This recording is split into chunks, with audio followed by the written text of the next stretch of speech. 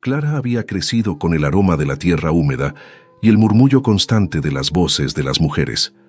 Desde niña, sus manos habían encontrado consuelo en las hojas de la menta y la manzanilla, y sus oídos se habían afinado para escuchar los secretos que la abuela susurraba sobre los ciclos de la luna y el pulso de la vida. A sus 25 años, en aquella aldea rural de finales del siglo XIX, Clara era una presencia discreta pero esencial. Su hogar, una modesta granja familiar, era el centro de su mundo, un lugar donde el trabajo nunca cesaba y las estaciones marcaban el ritmo de cada día. Tras la partida temprana de su madre, Clara había asumido las riendas del hogar con una eficiencia silenciosa, horneando el pan, cuidando el huerto y remendando las ropas con una destreza que pocos notaban. Sin embargo, bajo esa superficie de diligencia, bullía una mente inquieta y un corazón lleno de ideas. Ella veía la tierra de la granja con ojos diferentes a los de su padre y sus hermanos. Observaba cómo el arroyo se desbordaba en primavera, llevando consigo la tierra fértil, y pensaba en canales que podrían redirigir el agua. Notaba cómo ciertas plantas prosperaban en rincones olvidados y soñaba con nuevas cosechas que podrían enriquecer sus campos. Pero cada vez que intentaba compartir estas visiones, sus palabras se encontraban con un muro de sonrisas condescendientes o miradas distraídas. «Clara, ocúpate de la cocina», decía su padre, con una amabilidad que sin querer la relegaba a un papel preestablecido. Sus hermanos, más jóvenes y llenos de la energía que el campo demandaba, asentían, convencidos de que las cosas de la tierra eran asunto de hombres. La aldea, aunque pequeña y unida, era un reflejo de ese mismo orden. Las mujeres cuidaban el hogar, los niños y los animales pequeños. Los hombres labraban la tierra, cazaban y tomaban las decisiones importantes. Clara no se sentía infeliz, pero sí incompleta. Era como si una parte vital de ella estuviera silenciada, sus ideas atrapadas en un eco que nadie más podía oír. El problema no era la falta de amor o de sustento, sino la ausencia de reconocimiento, la negación de su capacidad para contribuir más allá de lo esperado. Ella era una voz sin micrófono, una mente sin pizarra. La llegada del doctor al pueblo, un joven apuesto y educado de la ciudad, solo acentuó esta sensación. Él traía consigo libros, instrumentos brillantes y un aire de superioridad que contrastaba con la sabiduría ancestral de las parteras y curanderas locales. Clara, con su don natural para asistir partos y aliviar dolencias con sus ungüentos y tisanas, se encontró de repente bajo un escrutinio más severo. Las mujeres de la aldea seguían acudiendo a ella en secreto, confiando en sus manos suaves y su intuición, pero el doctor no perdía oportunidad de desacreditarla. Que esas viejas supersticiones solo retrasan la verdadera curación, espetaba en la plaza, con una mirada que buscaba la aprobación de los hombres. Un día, la esposa del herrero, una mujer joven y frágil, sufrió un parto complicado. Clara había estado a su lado durante horas, aplicando compresas de hierbas y susurrando palabras de aliento. Cuando el doctor llegó, llamado por el desesperado marido, encontró a Clara intentando girar al bebé, que venía en una posición difícil. Con un gesto brusco, el doctor la apartó. «Fuera de aquí, mujer. ¿Qué sabe usted de anatomía? Está poniendo en riesgo 2 vidas con sus brujerías». Clara sintió el ardor de la humillación, no solo por ella, sino por la sabiduría de su abuela, por la confianza de la mujer que sufría. Aunque el doctor logró que el bebé naciera, su intervención fue dolorosa y dejó a la madre débil y asustada. La aldea murmuró, algunos elogiando al doctor por su ciencia, otros lamentando la brusquedad con la que había tratado a Clara. Pero el daño estaba hecho. La voz de Clara, ya tenue, se sintió aún más sofocada. Esa noche, bajo la luz parpadeante de una vela, Clara repasó en su mente cada palabra del doctor, cada mirada de duda de su padre.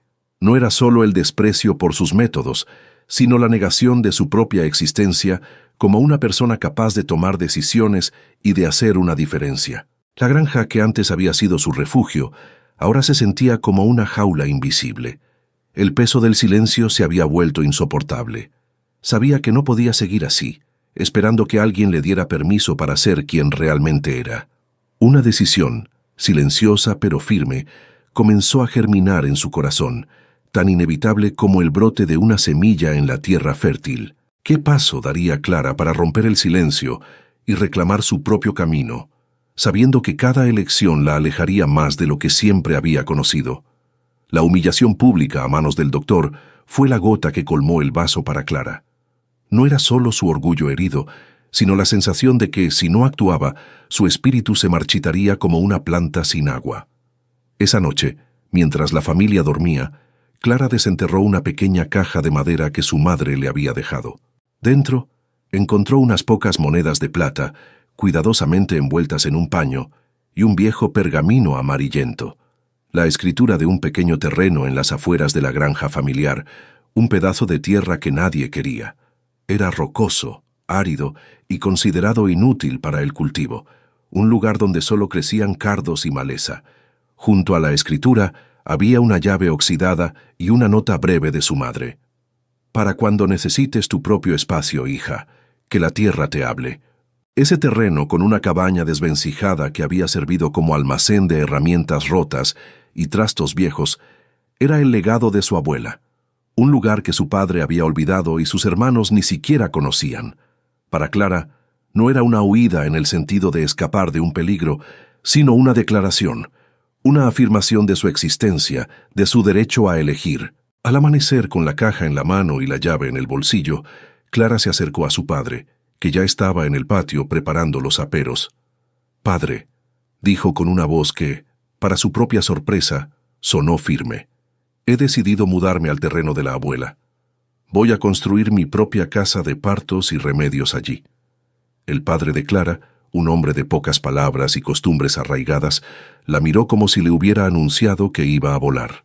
Sus cejas se fruncieron en una mezcla de asombro y desaprobación. «Clara, ¿qué disparate es ese?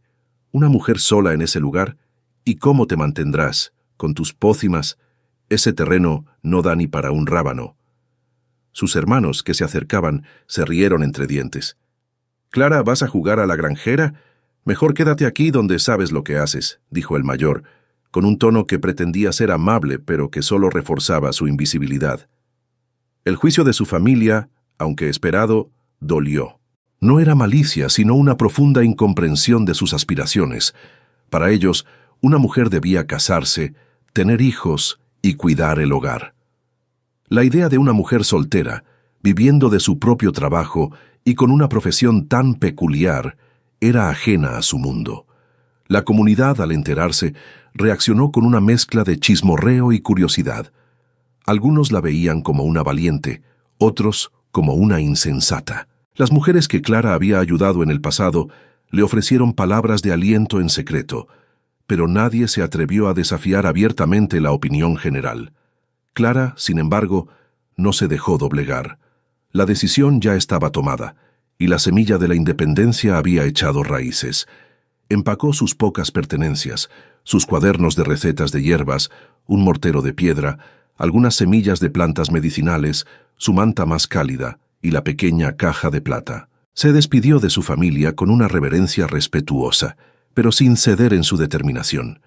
Su padre la vio partir con una expresión indescifrable, una mezcla de preocupación y una pizca de asombro ante la firmeza de su hija. El camino hacia el terreno de la abuela era un sendero apenas marcado, cubierto de maleza y piedras sueltas. La cabaña apareció ante ella como una promesa desdibujada por el tiempo. Era pequeña, de madera oscura y con un techo de paja que se había hundido en varios puntos. Las ventanas estaban rotas y el interior olía a humedad y abandono. El terreno circundante era un desierto de piedras y tierra reseca, donde solo la maleza más resistente lograba sobrevivir. No había un huerto ni un pozo, ni siquiera un camino claro que llevara a la puerta. Clara entró en la cabaña, la llave girando con dificultad en la cerradura oxidada. El interior era oscuro y polvoriento, lleno de telarañas y el eco de un pasado lejano. No había muebles, solo el suelo de tierra apisonada y las paredes de madera carcomida. Se sentó en el suelo, con su pequeña bolsa a sus pies, y miró a su alrededor.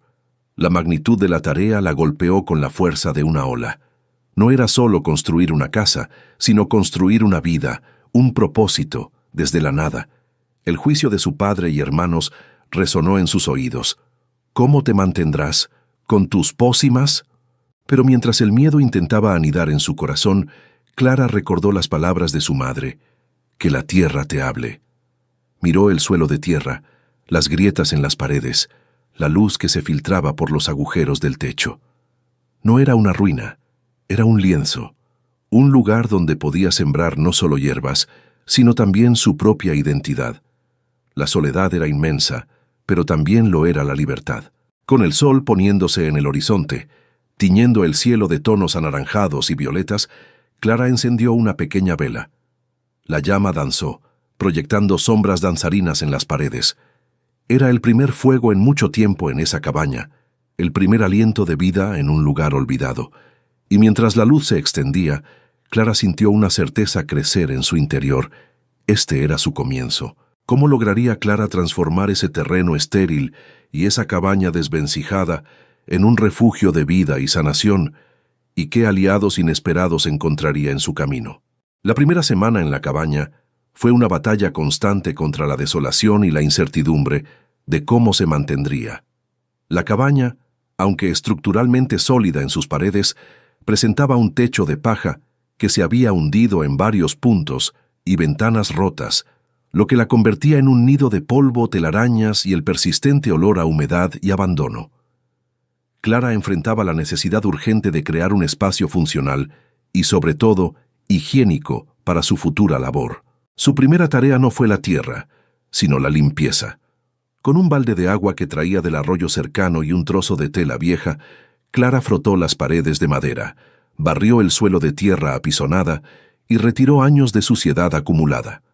No tenía jabón, así que usó ceniza de madera y arena fina para desinfectar. El esfuerzo físico era agotador, pero cada rincón que limpiaba era un pequeño triunfo. Luego se dedicó a organizar el espacio. Con ramas caídas que recogió en el bosque cercano y un cuchillo que había traído, improvisó unas rudimentarias estanterías en las paredes para sus futuras hierbas. No eran perfectas, pero eran funcionales. El terreno exterior era otro desafío. No se trataba de desmalezar un patio invadido, sino de transformar un pedregal en un jardín medicinal. La tierra era dura, compactada y llena de rocas. Clara no tenía arado ni bueyes. Con una pala vieja que encontró en la cabaña y sus propias manos, comenzó a remover las piedras, una por una, creando pequeños montículos de tierra más suelta. No era un trabajo de siembra para el sustento, sino para la curación. Necesitaba un jardín que le proveyera las hierbas esenciales para su práctica. La falta de agua era un problema constante. El arroyo estaba a una distancia considerable y cargar baldes era agotador. Clara observó el terreno y notó cómo el agua de lluvia se escurría rápidamente por la pendiente. Inspirada por la naturaleza, comenzó a cavar pequeñas zanjas y a colocar piedras planas para redirigir el agua de lluvia hacia un punto específico cerca de la cabaña, donde planeaba instalar un barril.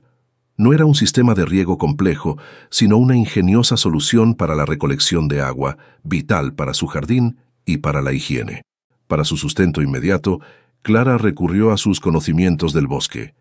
Pasaba horas recolectando bayas silvestres, setas comestibles, que identificaba con la precisión que le había enseñado su abuela, y miel de panales ocultos.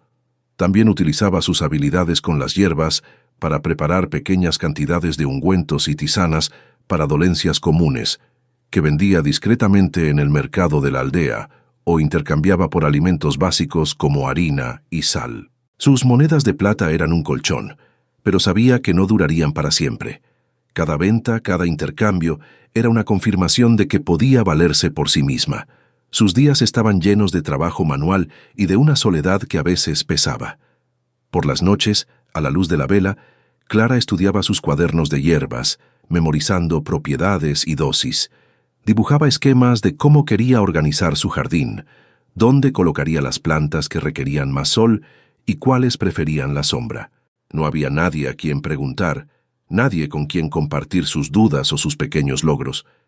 La aldea la observaba desde la distancia, susurrando sobre la locura de la joven partera.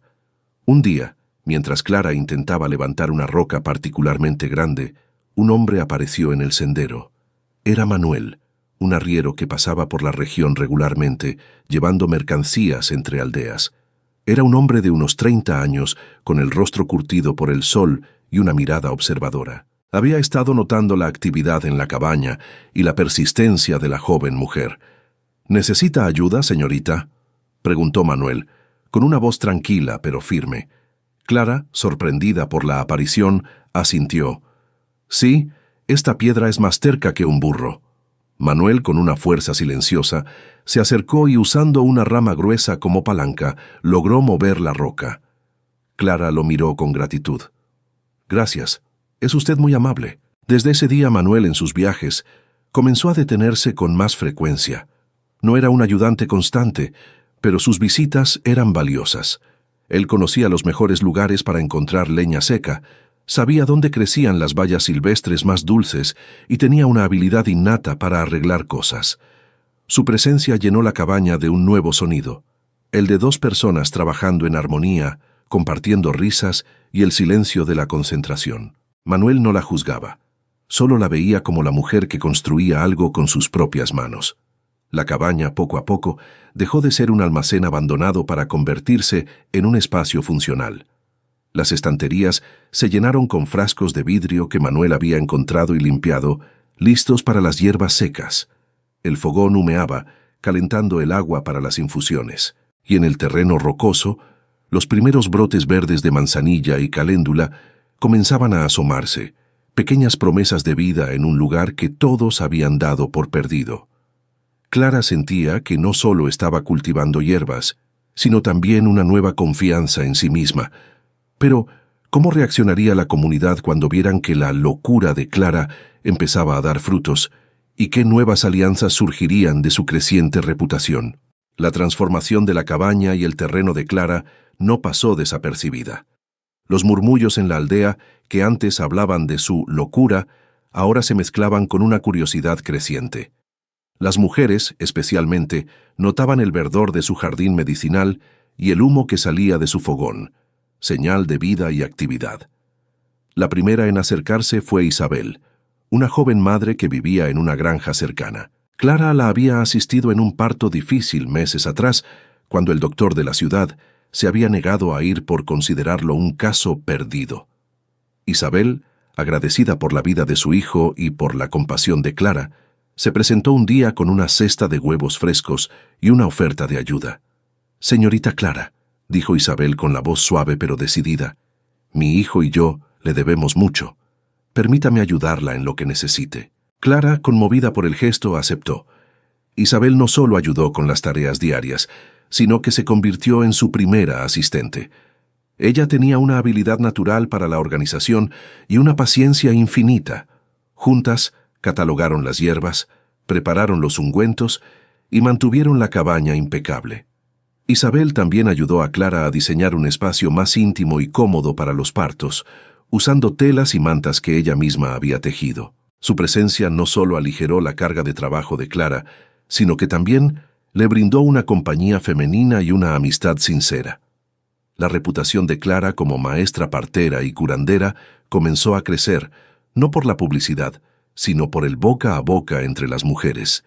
Sus métodos, basados en la paciencia, la observación y el uso de remedios naturales, eran un contraste con la brusquedad y los tratamientos a menudo dolorosos del doctor. Las mujeres se sentían escuchadas y respetadas en la casa de Clara, algo que no siempre encontraban en otros lugares. Fue en una de sus visitas al mercado de la aldea, donde Clara iba a vender el excedente de sus hierbas secas y a comprar provisiones, que conoció a las tejedoras de la aldea. Eran un grupo de mujeres mayores que se reunían semanalmente para tejer, intercambiar historias y, sin querer, mantener viva la memoria colectiva de la comunidad. Doña Elena, la más anciana y respetada de ellas, se acercó a Clara con una sonrisa. «Clara, hija», dijo doña Elena, con una voz que sonaba a hojas secas, «hemos oído hablar de tu trabajo y de cómo el doctor te trata. No te preocupes, las viejas sabemos quién tiene el verdadero don». Las tejedoras no solo le ofrecieron su apoyo moral, sino también su sabiduría. Compartieron con Clara viejas recetas de hierbas que se habían perdido. Le enseñaron a identificar plantas raras en el bosque y le brindaron consejos sobre cómo manejar la aldea y sus intrigas. Cuando Clara necesitaba telas para los ajuares de los bebés o para las cortinas de su casa de partos, las tejedoras le donaban retazos y piezas, tejiendo no solo hilos, sino también una red de solidaridad a su alrededor. Rosa, una mujer viuda que vivía en una casa apartada y era conocida por su independencia y su humor mordaz, también se convirtió en una aliada inesperada. Rosa no tenía miedo de decir lo que pensaba, y su voz, aunque a veces áspera, era siempre honesta. Ella visitaba a Clara con frecuencia, trayendo historias de la aldea y ofreciendo una perspectiva madura sobre los desafíos que Clara enfrentaba. «Que hablen, Clara», decía Rosa, con una sonrisa pícara. «Mientras más hablen, más curiosidad tendrán. Y la curiosidad, hija, es el primer paso para la aceptación». Mientras tanto, la amistad entre Clara y Manuel, el arriero, se profundizaba con cada visita. Manuel no era un hombre de muchas palabras, pero su presencia era un consuelo. Él la ayudaba con los trabajos más pesados, como traer troncos para el fogón o reparar las tablas sueltas de la cabaña. Compartían comidas sencillas y silencios cómodos. Manuel, con sus viajes, traía a Clara noticias de otras aldeas, a veces semillas de plantas que ella no conocía o herramientas que le facilitaban el trabajo. Él la escuchaba con una atención que pocos hombres le habían prestado, sin juzgar sus ideas o su forma de vida. Clara, a su vez, encontraba en Manuel un apoyo incondicional. Él no la veía como una mujer sola o una curandera excéntrica, sino como una persona capaz y determinada. Su amistad era un refugio, un espacio donde Clara podía bajar la guardia y compartir sus sueños y sus miedos más profundos. Manuel se convirtió en su confidente, el único hombre que realmente entendía la magnitud de su proyecto y la fuerza de su espíritu. La casa de partos y remedios de Clara, aunque modesta, se estaba convirtiendo en un faro para las mujeres de la región. No era solo un lugar para dar a luz o curar dolencias, sino un espacio donde se valoraba el conocimiento femenino, donde las voces de las mujeres eran escuchadas y donde se tejían lazos de apoyo mutuo. Clara ya no se sentía sola. Tenía a Isabel, su mano derecha, a las tejedoras, sus guardianas de la sabiduría, a Rosa, su confidente, y a Manuel, su amigo leal y apoyo silencioso. Juntos estaban construyendo algo más que una casa. Estaban construyendo una comunidad. Pero ¿cómo reaccionaría el doctor de la ciudad ante el creciente éxito de Clara? ¿Y qué estrategia usaría para intentar desacreditarla y poner fin a su floreciente práctica? El éxito creciente de Clara no tardó en llegar a oídos del doctor de la ciudad. Al principio lo desestimó como una moda pasajera, un capricho de mujeres ignorantes. Pero cuando sus propios pacientes comenzaron a disminuir y los rumores sobre los partos exitosos de Clara y sus curaciones milagrosas se extendieron por la aldea y más allá, la irritación del doctor se transformó en una furia calculada. Él veía la práctica de Clara no solo como una competencia, sino como una afrenta a su autoridad y a la ciencia que representaba. Un día, el doctor se presentó en la casa de partos de Clara, no como un colega, sino como un inquisidor. Venía acompañado del alcalde de la aldea, un hombre mayor y conservador, y del padre de Clara, quien, aunque incómodo, se sentía obligado a acompañar a las autoridades. «Señorita Clara», dijo el doctor con una voz gélida, «hemos recibido quejas formales sobre sus actividades.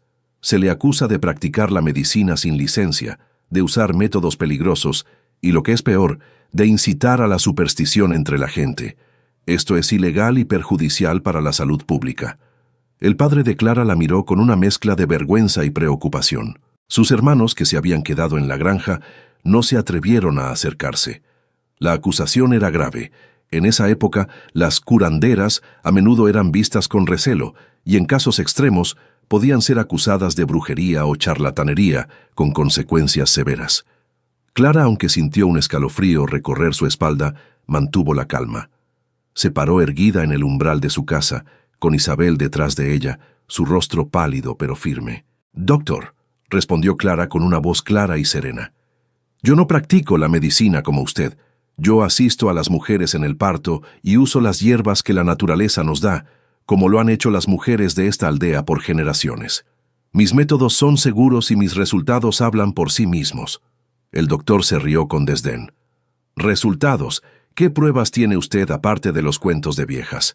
¿Dónde están sus registros, sus estudios, sus diplomas? Fue entonces cuando Clara sacó su cuaderno de tapas de cuero, el mismo donde había estado registrando cada caso, cada tratamiento, cada nacimiento. Aquí están mis registros, doctor. Cada parto que he asistido, cada hierba que he usado, cada resultado, con fechas, nombres y testimonios. El doctor intentó arrebatarle el cuaderno, pero Clara lo sostuvo con firmeza. El alcalde, que había permanecido en silencio, observó la escena con creciente incomodidad. Él conocía a Clara y a su abuela, y sabía que muchas vidas en la aldea habían sido salvadas por sus manos. La acusación no era solo contra Clara, sino contra todo el conocimiento femenino y ancestral que ella representaba. El doctor quería erradicar lo que no entendía, lo que no podía controlar.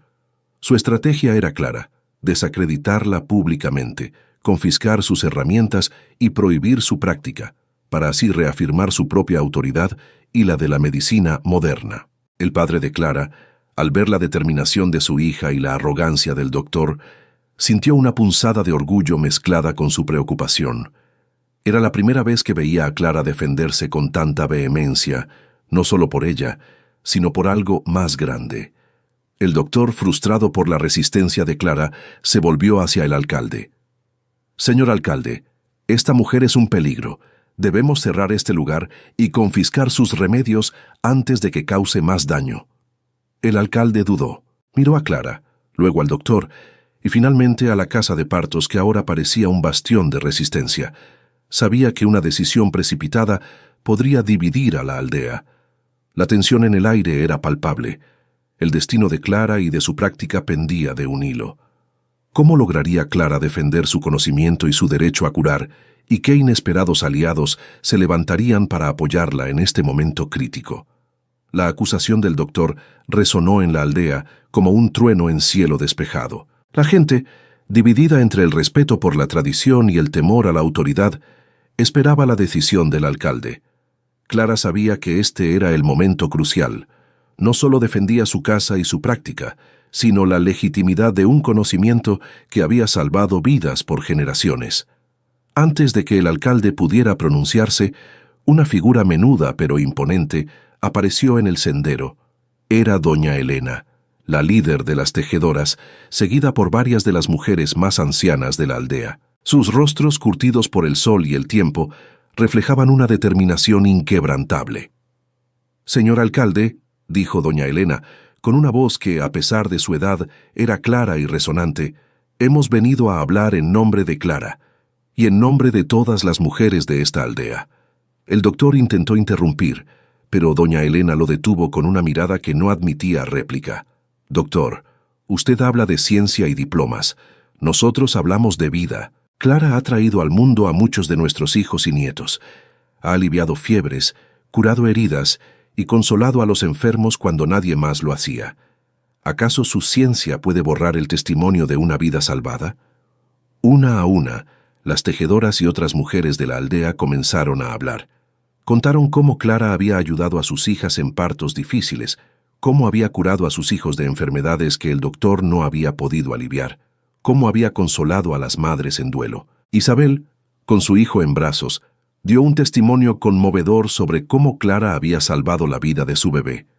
Los testimonios no eran solo palabras, eran historias de vida, de dolor y de esperanza, que resonaban con la verdad de la experiencia.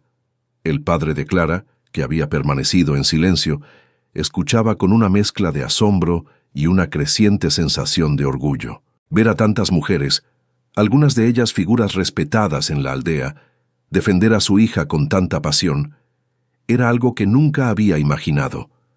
Sus ojos se encontraron con los de Clara, y por primera vez vio en ella no solo a su hija, sino a una líder, una fuerza a tener en cuenta. El doctor, visiblemente molesto, intentó desacreditar los testimonios, llamándolos supersticiones y emociones femeninas. Pero sus palabras sonaban huecas, frente a la solidez de las experiencias compartidas. Fue entonces cuando Rosa, la mujer independiente y de humor afilado, dio un paso al frente. «Doctor», dijo Rosa con una sonrisa irónica, «usted habla de peligros. ¿Sabe cuál es el verdadero peligro? La ignorancia. La ignorancia de un hombre que cree que solo lo que está en sus libros es verdad. Clara no es una bruja, es una bendición, y si usted intenta tocarla, tendrá que pasar por todas nosotras». La declaración de Rosa, respaldada por las miradas firmes de todas las mujeres, creó un muro invisible de protección alrededor de Clara. El alcalde, un hombre de la aldea que conocía bien a su gente, entendió que no podía ir contra la voluntad de tantas mujeres. Sabía que su autoridad dependía del respeto de la comunidad, y en ese momento el respeto estaba con Clara. «Doctor», dijo el alcalde, con una voz más suave de lo habitual, «he escuchado los testimonios, y creo que la señorita Clara ha demostrado su valía. No veo razón para cerrar su casa o confiscar sus remedios. Su práctica es una parte importante de nuestra comunidad».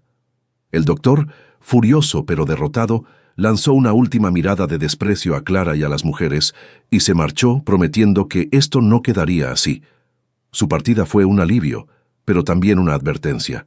La victoria de Clara no fue solo suya, sino de todas las mujeres que se habían atrevido a alzar la voz. La casa de partos y remedios, que antes había sido un lugar de juicio, ahora era un símbolo de resistencia y empoderamiento. El padre de Clara se acercó a ella, sus ojos llenos de una emoción que rara vez mostraba. «Clara», dijo con la voz quebrada, «estoy orgulloso de ti, hija. Nunca imaginé». No necesitaba decir más. El reconocimiento en sus ojos era más valioso que cualquier palabra. Pero, ¿cómo afectaría esta victoria la relación de Clara con su familia y con la comunidad? ¿Y qué nuevos desafíos surgirían de su creciente influencia en la aldea? La victoria de Clara contra el doctor no solo consolidó su posición como la maestra partera de la región, sino que también transformó su relación con la aldea y de manera más profunda con su propia familia. El respeto que había ganado no era solo por sus habilidades, sino por su valentía al defender lo que creía. Su padre, antes escéptico, comenzó a visitarla con regularidad. No venía a regañarla o a dudar de ella, sino a ofrecer ayuda. Un día, llegó con sus hermanos trayendo madera para reparar el porche de la casa de partos, que se había deteriorado con el tiempo. Los hermanos, que antes se reían de sus pócimas, ahora la miraban con una nueva admiración. «Clara, ¿necesitas algo de la granja?», preguntaba el mayor, con una deferencia que antes era impensable. El reconocimiento de su familia era un bálsamo para el alma de Clara, una validación que había anhelado en silencio. La casa de partos y remedios de Clara floreció. No solo era un lugar para partos, sino un centro de salud y conocimiento femenino.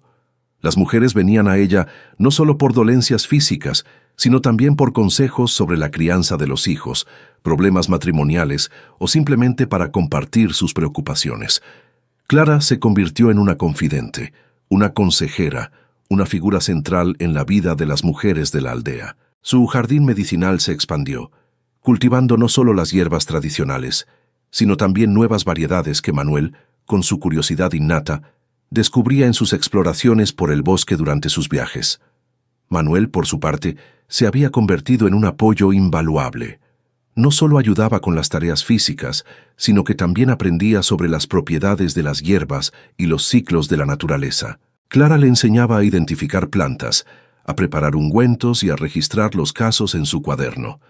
El arriero, que antes era un hombre solitario, encontró en Clara una mentora y una figura que le inspiraba un profundo respeto, y en la casa de partos, un lugar donde su espíritu inquieto encontraba un ancla. Isabel, su fiel asistente, se encargaba de la organización interna, manteniendo la casa impecable y acogedora, y había comenzado a enseñar a las jóvenes del pueblo sobre higiene y el cuidado básico de los recién nacidos. Las tejedoras, por su parte, seguían siendo una fuente inagotable de sabiduría y apoyo, y ahora compartían sus conocimientos sobre el cultivo sostenible de hierbas, asegurando que el jardín de Clara prosperara incluso en las estaciones más difíciles. Rosa, con su humor agudo, seguía siendo su confidente. ayudándola a mantener la perspectiva y a reírse de las adversidades, y había empezado a organizar a las mujeres para defender sus derechos en el mercado local. La influencia de Clara se extendió más allá de la salud. Inspiradas por su ejemplo, otras mujeres de la aldea comenzaron a buscar formas de independencia. Algunas empezaron a vender sus propios productos en el mercado, otras a tomar decisiones más firmes en sus hogares. Clara había sembrado no solo hierbas, sino también semillas de empoderamiento. Un día, una mujer de una aldea vecina llegó a la casa de partos buscando la ayuda de Clara. Su hija estaba enferma con una fiebre persistente que ningún remedio había podido curar. El doctor de la ciudad, al que habían consultado, había dicho que no había esperanza. Clara, con su intuición y su conocimiento, examinó a la niña y preparó una infusión especial de hierbas raras que Manuel había encontrado en lo profundo del bosque. Con paciencia y cuidado, la niña comenzó a recuperarse. La noticia de esta curación milagrosa se extendió como el viento, llegando incluso a oídos del doctor de la ciudad. Él, aunque aún resentido, no pudo ignorar la evidencia. La gente de la región, que antes dudaba, ahora confiaba plenamente en Clara. Su práctica no era solo una alternativa, sino a menudo la única esperanza. Clara miraba su jardín floreciente, su casa llena de vida y el respeto en los ojos de su familia y de la comunidad.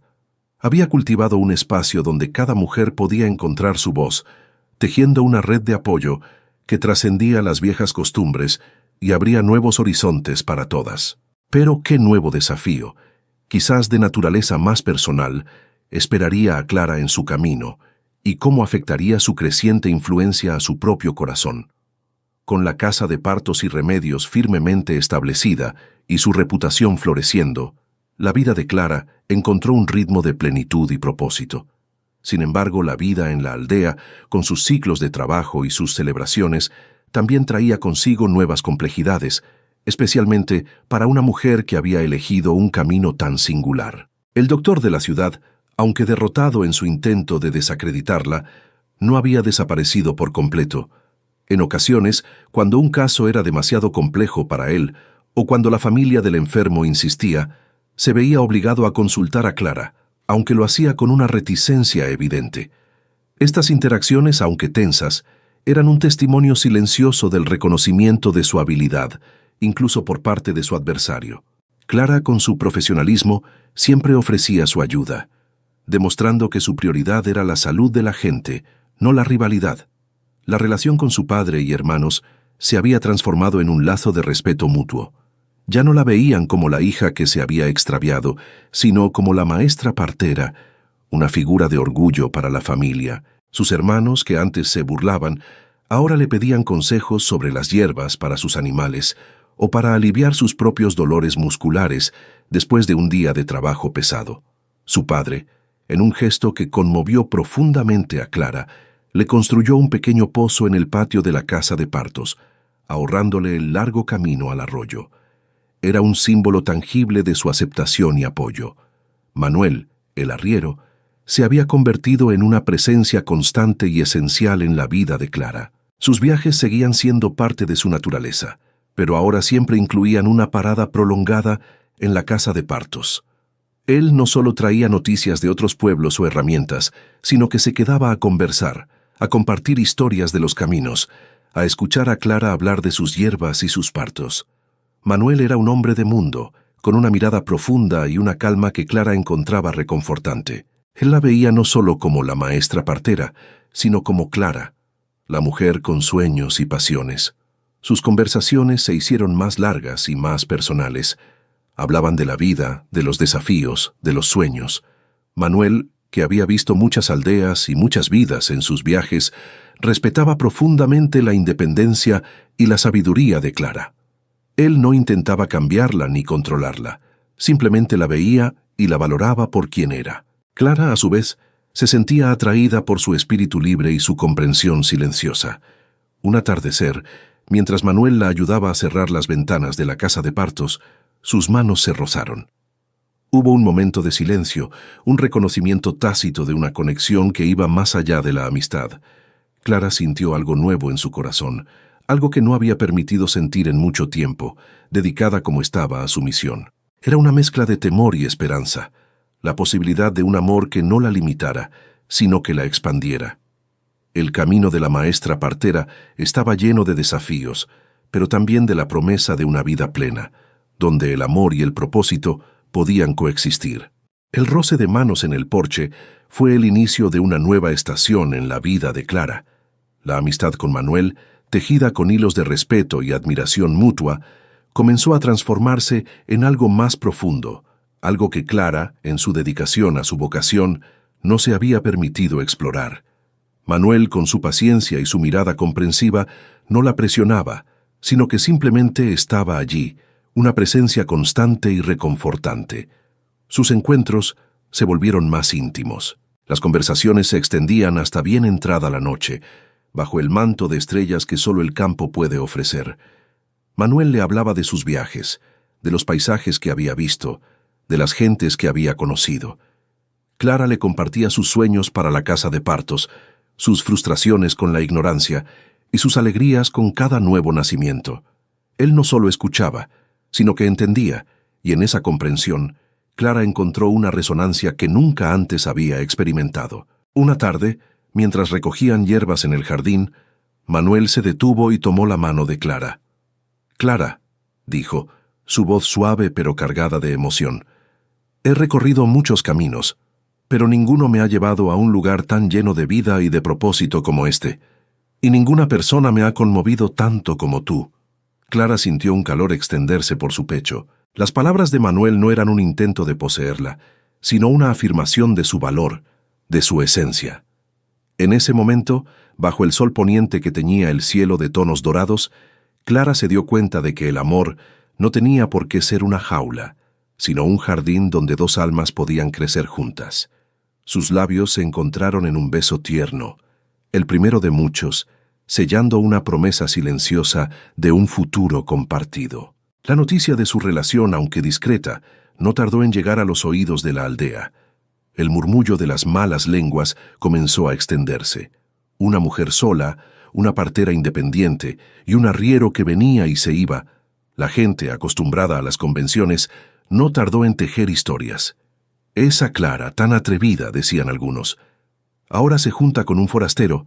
¿Qué pensará su padre?», susurraban otros. El prejuicio y la envidia se mezclaban en los comentarios, cuestionando la reputación de Clara y la decencia de su relación. Estos rumores, como el viento que lleva las semillas, llegaron inevitablemente a los oídos del padre y los hermanos de Clara. Aunque habían llegado a respetarla, la preocupación por el qué dirán y por la honra familiar seguía siendo una fuerza poderosa en sus vidas. Una mañana, sin previo aviso, el padre de Clara y sus dos hermanos se presentaron en la casa de partos. Sus rostros estaban serios y la atmósfera se tensó. «Clara», dijo su padre, con una voz que intentaba ser firme pero revelaba su angustia, «hemos oído cosas. La gente habla. ¿Qué es esta relación con el arriero? ¿Qué clase de vida es esta para una mujer sola?» Sus hermanos asintieron, sus miradas oscilando entre la preocupación y el juicio. Clara, sintiendo el peso de las expectativas y el dolor de la incomprensión, se preparó para defender su elección. Pero antes de que pudiera pronunciar palabra, Manuel, que había estado trabajando en el jardín y había escuchado la conversación, entró en la casa. Su presencia llenó el espacio con una calma inesperada. Manuel miró al padre y a los hermanos de Clara con respeto, pero con una determinación inquebrantable. Luego se volvió hacia Clara, y para sorpresa de todos, incluso de ella, se arrodilló. «Señor», dijo Manuel, dirigiéndose al padre de Clara con una voz clara y resonante que silenció cualquier murmullo. «Amo a su hija, la respeto más que a nadie que haya conocido. Ella ha construido este lugar con sus propias manos y su propio espíritu. Y yo quiero ser parte de su vida, de su camino. No como un forastero, sino como su esposo». Luego miró a Clara, sus ojos llenos de una sinceridad profunda. «Clara, ¿me harías el honor de ser mi esposa? Prometo amarte, respetarte y apoyarte en todo lo que hagas, en esta casa y en este camino que has elegido». Clara se quedó sin aliento. El pedido fue tan inesperado, tan público, tan lleno de una valentía, que la conmovió hasta lo más profundo. Las palabras de Manuel no solo la sorprendieron, sino que también silenciaron las malas lenguas y desafiaron el juicio de su familia de una manera que ella no había anticipado. Su corazón latía con fuerza, una mezcla de asombro, gratitud y un amor que ahora se sentía más real y tangible que nunca. El silencio en la casa de partos era casi palpable, roto solo por el suave murmullo del viento entre las hierbas del jardín. La propuesta de Manuel no solo sellaba un amor, sino que también redefinía el lugar de Clara en la comunidad, abriendo un nuevo capítulo donde su autonomía y su corazón podían florecer juntos. ¿Qué respondería Clara a la propuesta de Manuel? ¿Y cómo cambiaría este compromiso el destino de la maestra partera y su casa de partos? Clara, con el corazón desbordado de emoción, miró a Manuel, arrodillado ante ella, y luego a su padre y hermanos, cuyas expresiones de asombro se transformaban lentamente en una mezcla de alivio y respeto. «Sí, Manuel», respondió Clara, su voz apenas un susurro, pero llena de una certeza inquebrantable. «Sí, quiero ser tu esposa». El padre de Clara, conmovido, se acercó y abrazó a su hija, y luego a Manuel sellando la aceptación de la familia. Los hermanos, aunque aún un poco aturdidos, felicitaron a la pareja, y el murmullo de la aldea, al enterarse del compromiso, se transformó de chismorreo en celebración. El matrimonio de Clara y Manuel fue una celebración sencilla pero emotiva, en el jardín de la casa de partos, rodeados por las tejedoras, Isabel, Rosa y toda la comunidad que había llegado a amar y respetar a Clara. Manuel no abandonó sus viajes como arriero, pero ahora siempre regresaba a su hogar, a su esposa y a la casa de partos, trayendo consigo no solo mercancías, sino también historias y un amor que nutría el alma de Clara. La casa de partos y remedios continuó siendo el pilar de la comunidad. Isabel, su fiel asistente, no solo mantenía la casa impecable y acogedora, sino que también comenzó a documentar las nuevas recetas de Clara, creando un archivo de sabiduría para el futuro. Las tejedoras, por su parte, seguían siendo una fuente inagotable de sabiduría y apoyo, y ahora organizaban talleres para las jóvenes, transmitiendo el arte de las hierbas y la importancia de la comunidad. Rosa, con su humor agudo, continuaba siendo la confidente de Clara, pero también se había convertido en una defensora vocal de los derechos de las mujeres en las reuniones del pueblo. El padre y los hermanos de Clara eran ahora sus más firmes defensores, ayudando con los trabajos más pesados y mostrando un orgullo inmenso por la maestra partera de la familia. El doctor de la ciudad, con el tiempo, se había marchado a otra región, incapaz de competir con la confianza que la gente depositaba en Clara. Su partida fue un alivio, pero también una confirmación de que la sabiduría del pueblo, cuando se unía, podía prevalecer sobre la arrogancia de la autoridad. Una tarde, mientras el sol se ponía, tiñendo el cielo de oro y púrpura, Clara estaba sentada en el porche de su casa de partos, observando su jardín florecer. Manuel, que había llegado esa mañana, estaba reparando una silla rota con una habilidad silenciosa. Isabel preparaba una infusión para una mujer embarazada que llegaría al día siguiente. Clara miró a su alrededor. La casa, que una vez había sido un almacén olvidado, era ahora un hogar vibrante, lleno de vida, de risas y del aroma de las hierbas. Había construido no solo un lugar, sino un propósito, y su influencia se extendía como las raíces de sus hierbas, nutriendo a la comunidad con una nueva visión de autonomía y respeto por el saber ancestral. Había tejido una red de apoyo que la sostenía, una familia elegida que la amaba y una comunidad que la respetaba. Y en el centro de todo, crecía una nueva vida. El embarazo de Clara fue un período de profunda introspección y alegría. Ella, que había sido la guía de tantas madres, que había sentido el milagro del nacimiento en las manos de otras mujeres, ahora llevaba una nueva vida dentro de sí. Las mujeres de la aldea la cuidaban con un cariño especial, y Manuel la acompañaba con una ternura que la conmovía. El día del parto de Clara fue un evento único en la aldea. Las tejedoras se reunieron en la casa de partos, no como pacientes, sino como guardianas. Isabel fue su asistente más cercana, y Rosa, con su voz firme, le dio el aliento que Clara había dado a tantas otras. Manuel, Aunque nervioso, permaneció a su lado, sosteniendo su mano con fuerza. Clara, la maestra partera, dio a luz a una niña sana y fuerte, bajo la luz de las velas y el apoyo de su comunidad. El llanto del bebé llenó la casa de una alegría inmensa, un eco de todas las vidas que Clara había ayudado a traer al mundo. Sosteniendo a su hija en brazos, Clara sintió una plenitud que trascendía todo lo que había logrado. Había traído vida al mundo, había cultivado un jardín, había construido una casa, y ahora había creado su propia familia. No sabía lo que el futuro le depararía, pero lo que sí sabía era que había elegido su camino.